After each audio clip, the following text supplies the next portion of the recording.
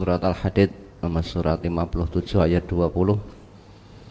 I'lamu annamal hayatud dunya la'ibun wa lahwun wa zinah wa tafakhurum bainakum wa takasurun fil amwali wal aulad kamathali ghaisin a'jabal kuffara nabatuhu summa yahiju fatarahu musfarran summa yakunu khutama wa fil akhirati adzabun syadidun wa maghfiratum minallahi wa ridwan wa mal hayatud dunya illa mata'ul ghurur. Ketahuilah bahwa sesungguhnya kehidupan dunia itu hanyalah permainan dan suatu yang melalaikan, perhiasan dan bermegah-megah antara kamu, serta berbangga-bangga tentang banyaknya harta dan anak. Seperti hujan yang tanam-tanamannya mengagumkan para petani, kemudian tanaman itu menjadi kering dan kamu lihat warnanya kuning kemudian menjadi hancur. Dan di akhirat nanti ada azab yang keras dan ampunan dari Allah serta keridhoannya. Dan kehidupan dunia ini tidak lain hanyalah kesenangan yang menipu. Ini detail sekali, gamblang sekali penjelasan Allah tentang kesenangan dunia yang menipu. Maka kita sebagai hamba Allah yang beriman diminta oleh Allah, i'lamu. Seolah-olah Allah hendak mengatakan pada hambanya yang beriman, nek kowe ngaku beriman, ketahuilah, i'lamu, harus dengan ilmu agar kita tahu. Biar tidak tertipu oleh kehidupan dunia, ketahuilah. Menurut Allah kehidupan dunia itu hanya la'ibun wa lahwun, permainan, la'ib dan sendau gurau. Permainan ya, tidak lama akan berakhir. Tidak ada sebuah permainan kok terus main terus, itu tidak ada. Cepat atau lambat permainan itu akan berakhir. Cepat atau lambat. Seperti permainan sepak bola kemarin semifinal Indonesia itu lawan Singapura. Itu sudah berakhir. Nah, pecinta bola orang Indonesia dak-dikduk jantungnya. Musuh wong songo arep kalah. Musuh wong songo arep kalah, ketinggalan 2-1. Luar biasa kegigihan pemain-pemain Singapura itu. Orang 9 ning iso nyerang terus. Pemain Indonesia banyak yang melakukan kesalahan sendiri. Kesalahan-kesalahan yang sangat mendasar. Gol penyamanya saja offset itu. Dari Pratama Arhan itu kan, disoting, ditepis kipernya, kemudian jatuh di kaki Pratama Arhan itu, tapi posisinya Pratama Arhan sudah offset. Tapi qadarullah, wasitnya tidak melihat, tidak ada VAR, tidak dilihat balik. Kalau dilihat lagi, wis rasido loro podo. Di detik-detik akhir injury time, Singapura dapat penalti itu. Dapat penalti yang mengambil pemainnya bernama Faris. Kebetulan tidak gol, ke arah kiri kiper ditepis. Musuh wong songo sampai berlelah-lelah. Akhirnya Indonesia di perpanjangan waktu bisa ngegolkan 2 lagi. Qadarullah, diberi ujian oleh Allah, lolos ke final. Tidak tahu nanti di final mbuh iki dadine kaya ngopo. Lah itu permainan selesai. Ketika kalah permainan, dalam permainan kalah itu banyak yang kecewa. Bal-balan kalah banyak yang kecewa. Masa kalah dalam urusan ini, urusan akhirat, ternyata banyak manusia yang tidak kecewa, tidak sedih. Padahal sudah tahu bahwa kehidupan dunia itu hanya laksana sebuah permainan. Cepat atau lambat pasti berakhir. Artinya cepat atau lambat kita akan mati. Cepat atau lambat kehidupan dunia ini akan selesai untuk kemudian berpindah ke kehidupan yang sesungguhnya, yaitu kehidupan di kampung akhirat nanti. Wa ma hadhil hayatud dunya illa lahwun wa la'ib wa inna daral akhirah lahiyal hayawanu law kanu ya'lamun. Ya, Al-Ankabut 64 itu. Wa inna darul akhirah lahiyal hayawan laukanu ya'lamun, dan sesungguhnya kehidupan akhirat itulah yang sesungguhnya, kehidupan yang sesungguhnya, andai manusia itu mengetahui. Ternyata banyak manusia yang tidak mengetahui kalau kehidupan yang sesungguhnya bukan di dunia ini, melainkan nanti di kampung halaman kita, yaitu kampung akhirat. Semua manusia kampung halamannya sama, asal kita sama dari sana. Nah, dan nanti pasti kita akan berpulang ke sana, entah hari ini, entah esok, entah lusa, entah pekan depan, bulan depan, tahun depan. Yang jelas dan pasti kita akan mudik, akan pulang ke kampung halaman kita. Nah, di kampung akhirat sana adanya hanya surga dan neraka. Ya, sehingga dunia ini laibun, sementara, permainan, dan lahwun, melalaikan, melenakan, melupakan manusia dari kewajibannya kepada Allah, melupakan manusia dari tujuan penciptaan hidupnya.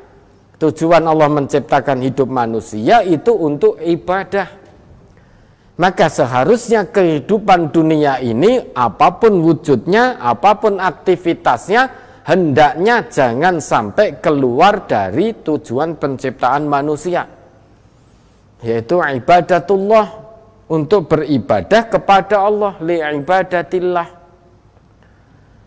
Maka gunakan kehidupan dunia ini, semua aktivitasnya, ya, untuk beribadah kepada Allah.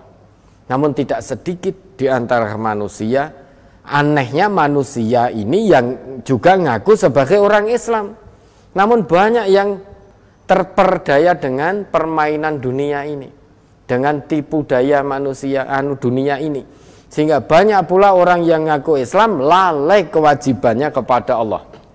Kewajibannya tidak ada yang lain kecuali hanya untuk ibadah kepada Allah. Entah sholatnya, entah nusuknya, entah aktivitas hidupnya, apapun itu, bahkan sampai matinya, itu kewajiban manusia kepada Allah untuk ibadah. Itu tujuan diciptakannya manusia. Ya. Di samping itu dunia ini zinah, perhiasan. Memang tampak menyenangkan yang namanya perhiasan. Tampak menyenangkan, siapa yang tidak tertarik tatkala mata memandang pada gemerlapnya perhiasan yang berkilau, indah, rupawan, menawan. Secara kasat mata banyak manusia yang tertarik dengan itu, tetapi jangan tertipu, perhiasannya itu menipu. Maka jangan fokuskan hidup untuk dunia ini.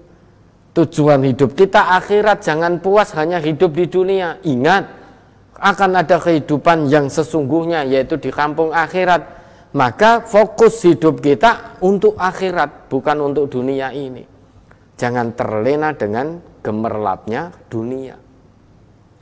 Samping itu, watafakhurum bainakum, saling berbangga. Dunia ini tempat saling berbangga, satu dengan yang lain, saling menyombongkan dirinya masing-masing. Yang punya kedudukan berbangga, sombong dengan kedudukannya, memandang rendah orang yang tidak punya kedudukan. Pimpinan perusahaan sombong, merasa bos. Yang punya harta, kekayaan, sombong dengan hartanya, melihat orang lain dengan sebelah mata. Yang punya mobil mewah sombong dengan mobilnya, melihat orang yang mobilnya biasa dengan memicingkan sebelah mata. Itu tempat dunia. Samping itu, surun fil amwali wal aulad, saling berbangga dalam banyaknya harta, saling berbangga dalam banyaknya harta. Oh, aku wong sugih. Wong sugih harus mendapat prioritas. Orang kaya harus mendapat prioritas, harus didahulukan. Berjalan di jalan raya harus mendapat prioritas. Orang kaya membanggakan anak keturunannya. Kalau dulu banyak-banyakan, kalau sekarang tidak. Ya, sekarang membanggakan kesuksesan anaknya dalam hal dunia. Oh, anakku diterima bekerja di sini. Oh, anakku kuliahnya lulus. Anakku seorang profesor, seorang doktor. Anakmu PAUD dipecat. Gitu. Anakmu PAUD saja nggak lulus, oh anak fulan hanya lulus SD, oh anakku loh sampai profesor, sampai doktor. Padahal sholatnya keter nggak karuan. Sing ora lulus SD malah tertib sholatnya. Namun banyak orang tua yang terlena.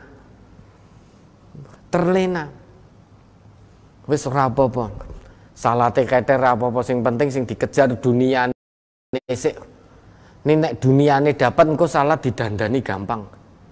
Terbolak-balik pikirannya. Justru kalau sholatnya dulu maka dunianya dikatutkan oleh Allah.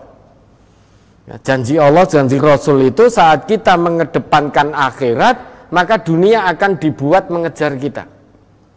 Saat kita melupakan akhirat,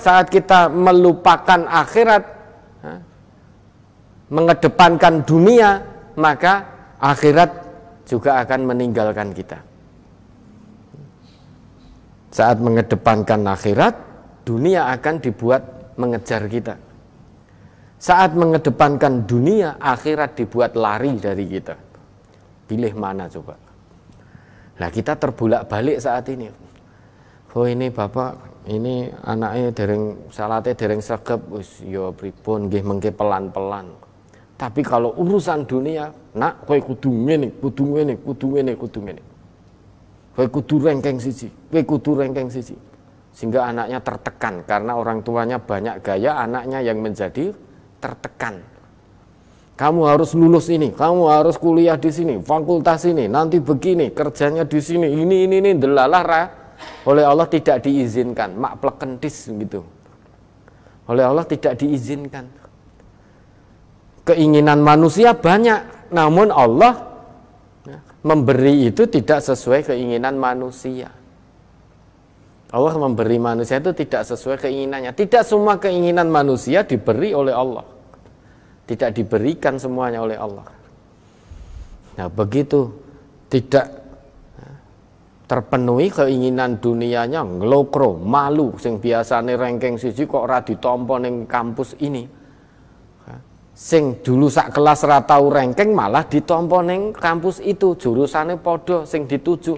Muncul rasa sombong. Muncul apa? Suudon. Wah, paling wong tuane nyogok kuwi. Wong ra tau ranking kok ditampa. Lah anak saya ranking terus saja enggak diterima. Paling wong tuane nyogok lewat pintu mburi kuwi. Lah memang pintune kampus ngarep karo mburi. Apa ndak boleh lewat pintu belakang masuk kemudian ikut ujian di situ? Nah ini kalau urusan dunia yang dikejar, itu tempatnya dunia begitu, saling membanggakan anak keturunannya. Wah anakmu apa? Nah ini Ustadz Ghazali ya dalam mencari jodoh, anak saya cuma petani. Petani ora level lagi petani gitu.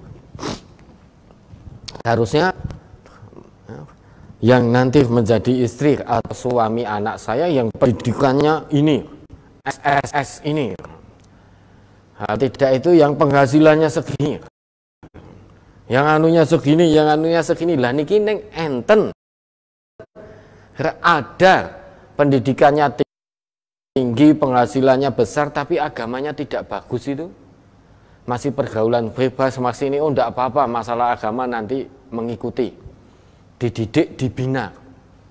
Padahal yang namanya kita mencarikan jodoh itu ketentuan dari Rasul, yang terakhir itu ditutup walidiniha, agamanya, wahfat bidatidin taribat yadak, yang tidak boleh terlepas adalah agamanya.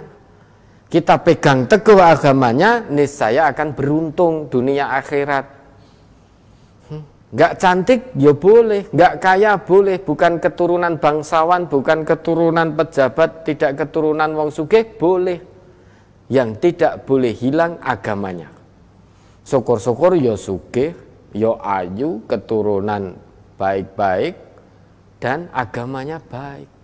Namun kalau tidak bisa, ditutup hadis itu oleh Nabi, walidiniha fatfar bidatid taribat yadak. Pegang teguh agamanya. Karena kamu pegang teguh agamanya, kebaikan dunia akhirat sudah Allah siapkan. Boleh tidak cantik, boleh tidak ganteng, boleh tidak kaya, boleh bukan keturunan orang kaya, bukan keturunan pejabat. Boleh bukan keturunan orang yang satu profesi. Namun asal agamanya baik, ketundukan patuhan kepada Allah kafah, totalitas, maka itu yang dipegang. Itu janji Nabi. Nah, namun kita saat ini banyak orang Islam wis ora percaya karo janji Nabi meneh. Ya, yang dipandang itu putrane jenengan pinten blonjone. Saged ngopeni anak kula mboten. Loh, yang ngopeni itu Gusti Allah kok. Yang maha kaya itu Allah. Tapi kita meski ngaji tetap nyari mantu itu ya wis ngono kuwi angel. Lah ini agamanya bagus neng kerjaannya tani, walah petani. Nah kula riyen nggih tani mosok entuk mantu tani. Apa ora oleh meningkat sithik. Petani, awan kepanasan, udan-kudanan.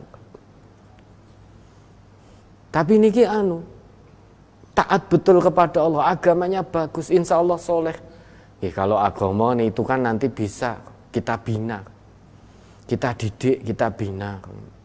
Jadi lebih mengedepankan duniawi daripada ukhrawinya, nilai ukhrawinya. Itu yang terjadi. Nggih napa? Nggih, Ustaz Ghazali. Pusing beliau numpuk data ini. Karena satu dengan yang lain goleke angel-angel tenan dah. Goleke angel, mungkin ada yang golek kriteria malaikat barang itu mungkin. Ya tahu, yang ganteng, sugih, keturunan wong sugih, keturunan pejabat, blonjone akeh, agamane apik. Wes. Makanya ya kita tidak banyak di antara kita yang saat ini tidak percaya dengan janji Nabi. Apa ndak boleh milih yang cantik? Boleh. Tetapi itu bukan pilihan utama. Yang utama agamanya. Cantik itu kan relatif. Menurut fulan cantik, menurut fulan yang lain tidak cantik. Menurut fulanah ini ganteng, menurut fulanah tidak ganteng. Itu relatif. Ya, itu tempat dunia yang seperti itu. Meski kita tahu tempatnya seperti itu menyenangkan, kama sali ghaisin a'jabal kuffar nabatuhu. Dunia yang tadi disebutkan, dijelaskan oleh Allah tadi, tetek bengeknya itu memang tampak menyenangkan. Diibaratkan oleh Allah, kenikmatan dunia itu laksana hujan. Ya. Hujan dari langit turun kemudian menyuburkan tanaman, tanaman itu menyenangkan petani. Kamasali ghaisin. Kenapa bukan kamasali matorin? Namun kamasali ghaisin. Bukan kamasali matorin. Mator dan ghais kalau diterjemahkan ke dalam bahasa Indonesia sama artinya, yaitu hujan. Namun mator itu hujan yang membawa bencana. Kalau ghais itu hujan yang membawa rahmat, membawa berkah. Kalau dalam ayat ini disebut kamasali matorin a'jabal kuffar, ya tidak mungkin tanaman-tanaman akan tumbuh wong yang turun hujan yang disebut mator. Karena mator itu hujan yang turun dengan membawa bencana, itu namanya mator. Kalau ghais itu hujan yang penuh rahmat, penuh berkah, maka tumbuh suburlah tanaman-tanaman karena terkena air hujan yang berupa ghais itu. Nah, itu tampak menyenangkan saat subur begitu, para petani senang. Namun ingat, hijau royo-royonya, suburnya tanaman itu tidak abadi. Kesenangan dunia juga tidak abadi. Kalau tanaman yang hijau royo-royo pada akhirnya nanti summa hijau dia akan kering, fatarahu musfarran, setelah kering kita lihat menguning, summa yakunu hutama, setelah menguning dia akan hancur diterbangkan oleh angin. Maka begitu pula kenikmatan duniawi. Pertama tampak menyenangkan, anak sukses meski tidak takwa kepada Allah, tampak menyenangkan, harta tampak menyenangkan. Tapi lama-lama itu nanti akan habis.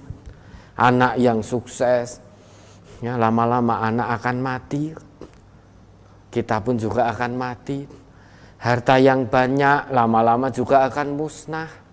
Baik harta kita, harta anak kita, semuanya akan musnah.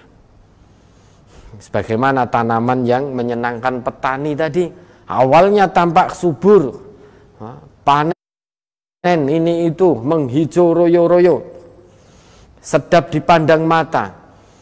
Namun ingat, suburnya itu tidak kekal abadi, nanti akan kering.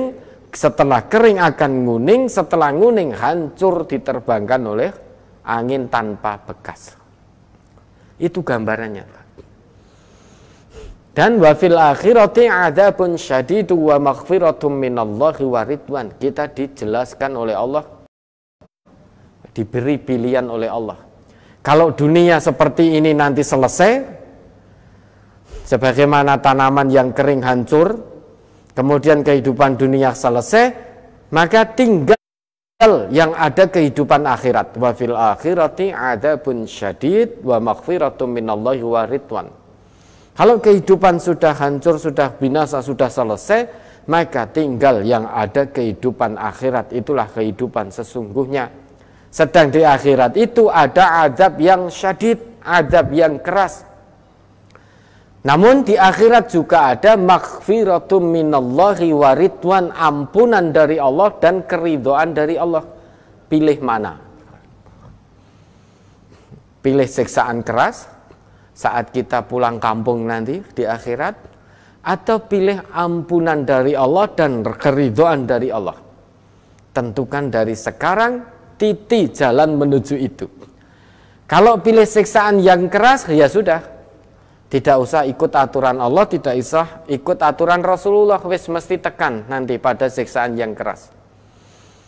Tapi kalau saat kita pulang yang kita pilih adalah ampunan dan keridhaan dari Allah, maka sejak di dunia ini, mari kita titi jalan menuju itu. Tunduk patuh dengan aturan Allah, tunduk patuh dengan aturan Rasulullah, dengan penuh kesabaran. Karena dalam agama ini hanya ada dua, if'al, la taf'al. Agama ini hanya ada dua, if'al, yang kedua la taf'al. Kalau Quran dan Sunnah memerintahkan if'al, maka mari kita berlomba-lomba menunaikan perintah itu semaksimalnya, berlomba-lomba dalam kebaikan. Kalau Quran dan Sunnah mengatakan la taf'al, jangan kamu kerjakan, maka mari kita berlomba-lomba bersabar untuk tidak mengerjakan larangan Quran dan larangan Sunnah itu semaksimalnya. Hanya ada dua itu. Jangan dibolak-balik. Perintah Quran Sunnah if'al, malah kita tidak mengerjakan. Perintah Quran Sunnah la taf'al, malah kita mengerjakan. Itu namanya pola pikir terbalik. Pola pikir terbalik tidak akan sampai ampunan dan keridhaan Allah. Pola pikir terbalik yang harusnya if'al itu dilakukan malah justru tidak dilakukan, yang seharusnya la taf'al itu jangan dilakukan kok malah dilakukan, maka dia akan sampai kepada siksaan yang keras. Wa mal hayatud dunya illa mata'ul ghurur, ditutup dengan penegasan dari Allah, dan kehidupan dunia mata itu semua, berarti barang, semua apapun yang ada di dunia ini. Wa mal hayatud dunya illa mata'ul ghurur, itu hanya sesuatu. Kehidupan dunia ini semuanya hanyalah menipu, ghurur. Fala taghurrannakumul hayatud dunya wala yaghurrannakum billahil ghurur. Maka jangan tertipu dengan kehidupan dunia, dan jangan tertipu oleh setan yang pandai menipu. Jangan tertipu. Wes cepat banget. Sebentar saja sudah selesai kehidupan dunia kita. Sebentar saja sudah selesai. Orang ngerti, kita tidak terasa sekarang sudah berada di usia yang seperti saat ini. Koyo-koyone lagi wingi di 6. Ternyata sudah ada yang usia kepala 4, kepala 5, kepala 6, kepala 7. Rasa-rasanya baru kemarin SD, baru kemarin SMP. Tidak terasa. Ini berlalu begitu cepat. Karena yang paling dekat dengan manusia adalah kematian. Karena itu paling dekat dan melenakan, maka tidak terasa. Waktu yang kita jalani sejak kecil sampai sekarang dewasa tua ini ya ora krasa koyone lagi wingi. Ini menipu. Ya, ini mudah-mudahan bisa menjadi pelajaran buat kita bersama, reminder buat kita, pengingat buat kita bahwa kehidupan dunia ini semuanya menipu, akan selesai kehidupan dunia. Maka hidup di dunia ini fokus tujuannya adalah akhirat. Akhirat yaitu surga, tujuannya ke sana. Hidup kita di dunia bukan untuk di dunia ini, namun untuk nanti meraih surganya Allah. Dengan batas usia yang Allah berikan kepada kita. Kesempatan yang sangat terbatas untuk meraih kehidupan yang sesungguhnya.